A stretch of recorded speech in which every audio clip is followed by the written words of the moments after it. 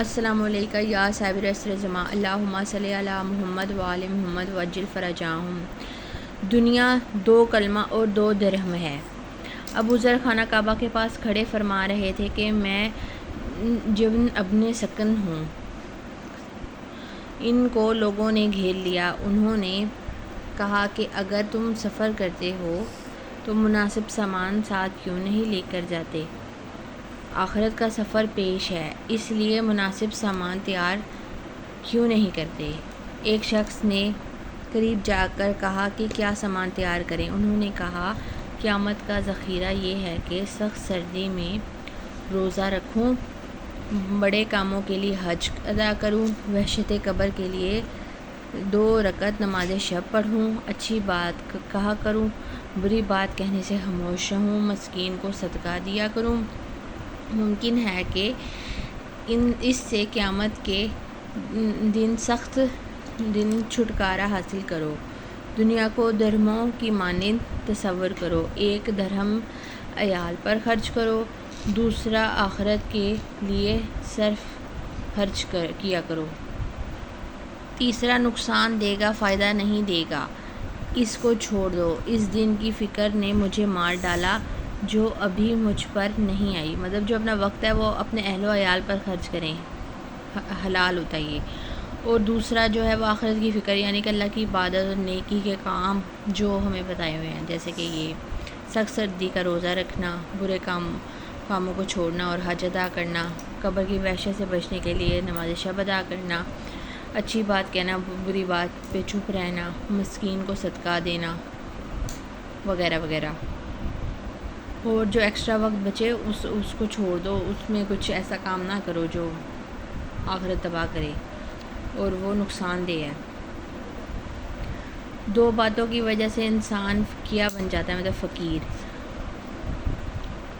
ابو عبداللہ حضرت امام جعفر صادق صلی اللہ علیہ وسلم کو فرماتے ہوئے سنا کہ آدمی 2 باتوں کی وجہ سے فقیر ہو جاتا ہے، مطلب فقیر ہو جاتا ہے۔ ایک یہ کہ جس نے حرص و ہوا کو چھوڑ دیا ہو، مطلب حسد اور جلن اور اس طرح کی چیزیں، اسے یہ پتہ نہ ہو کہ اس نے کون سا کپڑا پہن رکھا ہے، مطلب حلال کپڑا پہنا ہے یا حرام لباس، بیوی بھی ہو سکتی ہے، شوہر بھی ہو سکتا ہے، اور جو ہم کماتے ہیں اس کمائی کا لیا ہوا کپڑا بھی ہو سکتا ہے۔ اور کیا کھایا ہے، یعنی جو مل جائے کھائے اور جو مل جائے پہن لے، مطلب حلال رزق میں بیوی، کھانا، پانی، ایوری تھنگ آ جاتا ہے، گھر، کہ حلال ہے یا حرام ہے۔ اگر کسی کو یہ نہیں پتہ تو وہ فقیر ہو جاتا ہے۔ حلال حرام کی تمیز رکھنی چاہیے۔ اچھی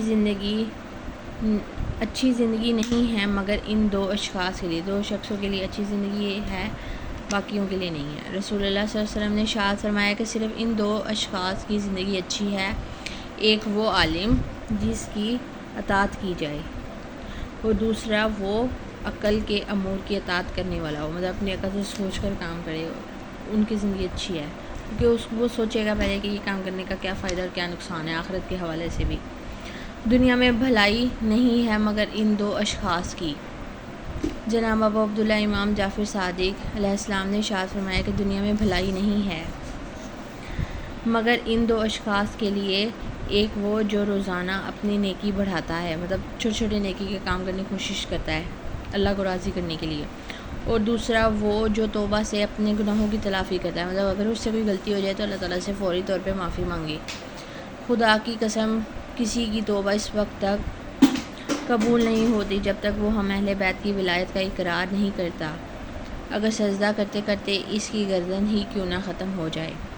جتنے مرضی سجدے کر لو، توبہ کر لو، اس کی توبہ اس وقت تک قبول نہیں ہوگی جب تک وہ اہل بیت کی ولایت کا اقرار نہیں کرتا۔ علم 2 قسم کے ہیں۔